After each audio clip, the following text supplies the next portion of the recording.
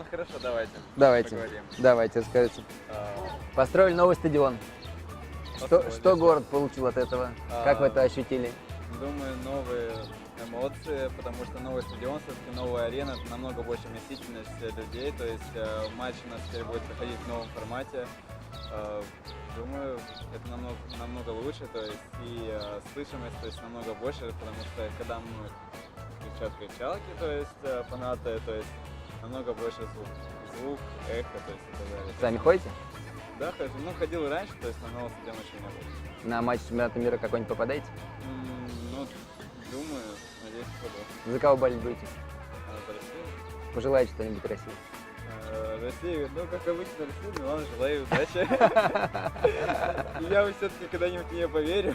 Может, она Не, ну вдруг она сейчас чудо сделает и... из последних строчек выберется, может быть.